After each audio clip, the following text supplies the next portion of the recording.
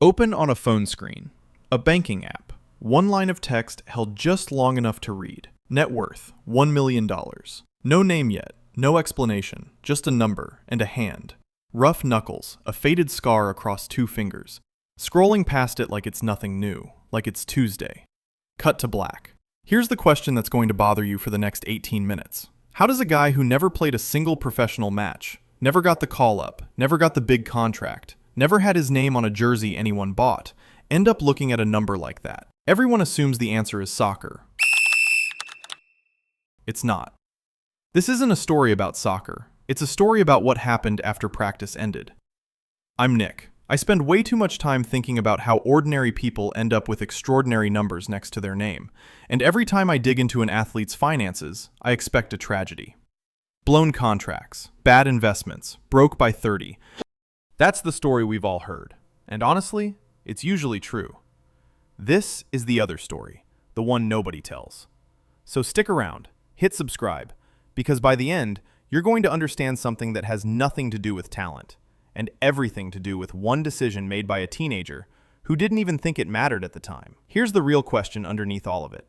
Why do 2 players with the exact same talent end up with completely different lives? Let's go back. 18 years to be exact. Tyler is 18. He's not a prospect. No scouts are calling. He's playing semi-pro, the kind of league where the stadium is half empty, the grass is patchy near the corners, and the paycheck barely covers rent. His goal isn't $1 million. Nobody's goal is $1 million at 18. His goal is smaller and more honest than that. He just wants to keep playing. One more season, then another one after that. Mostly, he wants to never go back to working nights at the warehouse his dad worked at for 22 years. The same warehouse, the same forklift, the same fluorescent lighting his dad used to complain about at dinner. Standing next to him is Jason. Same age, same league, same talent roughly. Maybe Jason's actually a step faster, a little sharper in front of goal. They came up through the same academy, same coaches, same dreams since they were 12 years old. If you'd asked anyone in that locker room which one of them was going somewhere, they'd have said Jason without even pausing. Jason has the swagger. Jason has the look. Jason gets noticed first, by scouts, by girls, by whoever's watching from the sideline that day. Here's the part that matters though, the part almost nobody talks about. Soccer isn't like other jobs. The career is short. Most guys are done by their early 30s, sometimes sooner. The contracts are unstable, one season at a time. No guarantee of a next one, no matter how well you played the last one.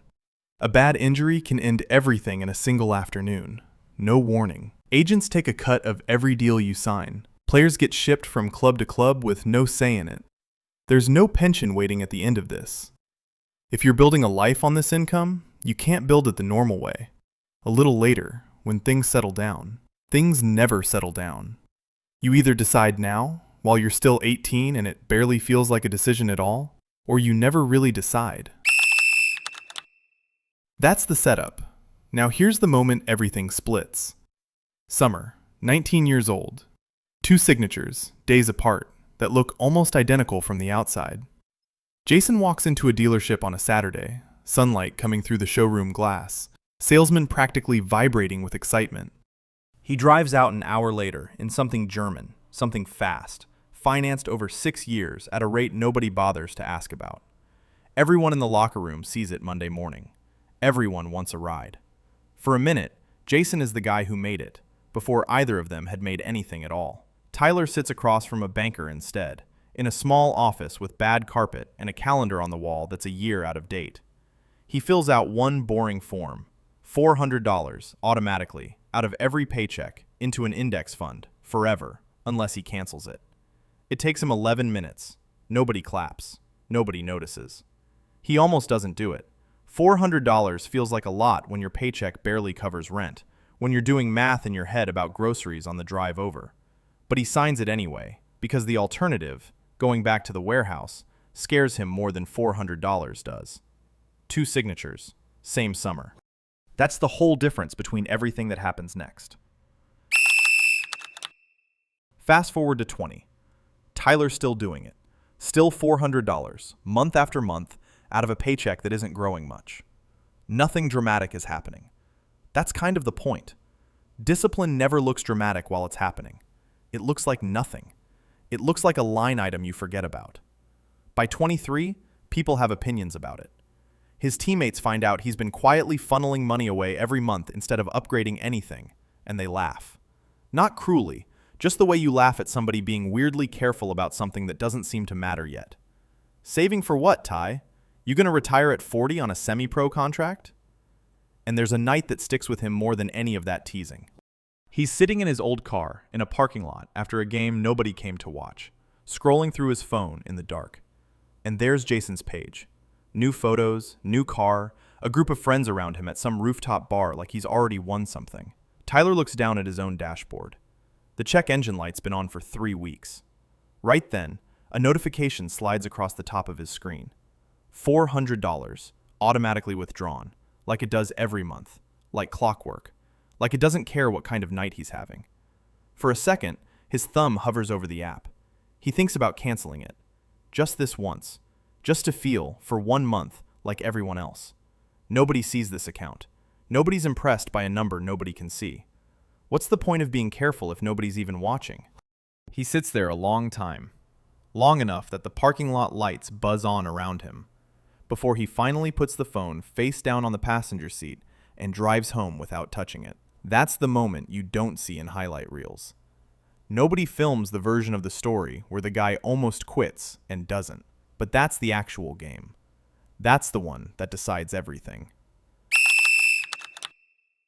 Now, 25. This is where the story tricks you, and it tricks Tyler too.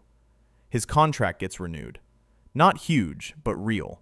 Enough that for the first time, he doesn't have to think twice about rent. And when he finally checks the account he's been feeding for 7 years, quietly, without ceremony, it's sitting at around $45,000. To him, in that moment, it feels enormous. It feels like he's won. It feels like the invisible game is already over, and he can stop playing so carefully now. Here's the number, finally, out loud, because you've been waiting for it since the beginning of this video. $400. That's it. That's the whole hinge this story swings on. Not some secret investment strategy. Not a contract worth millions. $400 a month on autopilot starting at 18 that nobody in that locker room thought was worth mentioning. And right at this exact moment, Jason is at his absolute peak. There's a reunion with the old academy squad at a bar downtown, and Jason is the center of the room, the same way he always is. Better car now, upgraded twice since that first one. New watch. A group of guys around him laughing at everything he says. And Tyler's standing near the back with a beer he's barely touched. And for one genuinely uncomfortable second, you have to ask yourself the same thing Tyler is asking himself. Did Jason actually make the smarter call here? He looks like the guy who figured it out. He looks like the success story. Nobody at that bar is cheering for Tyler's index fund. Keep that question in your pocket. You're going to need it in a minute. Because at 30, everything Tyler built gets tested. Not by bad luck in general, but by exactly the kind of danger that comes from being a professional athlete in the first place. A torn ACL, mid-season, no contact, just a planted foot and a pop that he feels before he hears. Recovery that takes the better part of a year, crutches, then a brace, then months of a physical therapist telling him to be patient while his teammates play games he used to start. And right in the middle of that recovery, the call comes. The club isn't renewing his contract. 30 years old, knee rebuilt, no roster to report to. This is where it stops being about a spreadsheet and starts being about pressure. His agent sits him down in a coffee shop and says the quiet part out loud. Liquidate the portfolio. Pull from the reserve. Buy yourself some breathing room while you figure out what's next. Nobody's going to blame you for using money you saved for exactly this kind of emergency. It's not a bad faith suggestion. It's the practical one, maybe even the reasonable one. And Tyler actually considers it for days. Not hours, days. He opens the account at 2 in the morning more than once, just staring at the number, doing the math on how long it would last if he just took a chunk of it now. Because when your knee is wrecked and your contract is gone, and you're 30 years old with nothing on the calendar, $400 a month from 12 years ago can start to feel like it was never going to be enough anyway. Like maybe Jason had it right the whole time. Spend it while you can, because who knows if you'll even get the chance to enjoy it later. This is the second question of this video. And it's the one that actually matters. Was Tyler wrong? Was all that discipline just delaying an inevitable collapse? He doesn't touch it. He lives off what he'd already set aside for exactly this kind of moment. Because somewhere around 25, once the contract had grown, he'd quietly use part of that account as a down payment on a small duplex. Nothing glamorous, just 2 units on a street nobody would put in a highlight reel, that collected rent every single month while he wasn't thinking about it. That rental income, plus a real emergency reserve he'd built separately, gets him through recovery without ever cracking open the one asset that had been compounding, untouched, for over a decade. The invisible game isn't won by the size of the paycheck. It's won in the exact moment you're most tempted to break the rule you set for yourself years earlier. At 2 in the morning, alone, with nobody watching. And you don't. 30 to 35, the story stops being about willpower and starts being about math. The portfolio, left alone all those years, keeps compounding whether Tyler's paying attention to it or not. That's the part almost nobody believes until they see it happen to their own money. The duplex appreciates. The rent checks keep coming, month after month, boring and reliable. And once his knee heals enough to walk without thinking about it, he doesn't chase one more desperate contract at 31 on a rebuilt ACL. He starts coaching kids at a local academy instead. Part-time at first, then full-time. And he does exactly what he did at 18. Automates a piece of that income away before he can spend it. By 35, none of it is one lump sum from one lucky break. It's a portfolio built from 17 years of $400 a month. It's equity in a duplex he barely thinks about anymore. It's a coaching income he's still quietly reinvesting, out of habit more than discipline at this point. Add it up, and you get back to where this video started. $1 million. Not from a contract, from a decision. And here's what Jason's life actually looks like. Because I'm not going to tell you he ended up broke. That's too easy, and it's not what usually happens to guys like him. Jason's fine. He's still working, still active, still the most likable guy at any reunion. But there's no portfolio, no property, no real cushion underneath any of it. Just a job he can't afford to walk away from, a car that's on its 3rd loan by now, and a version of freedom that was always exactly one paycheck away from disappearing. Nobody's laughing at Jason. Nobody's cheering for him either. He's just stuck, in the most ordinary, unremarkable way possible. The kind of stuck that doesn't make headlines. That's the real ending to the athlete goes broke story. It's not dramatic. It's just an entire life spent one decision behind, and never quite noticing it. Now, the last scene.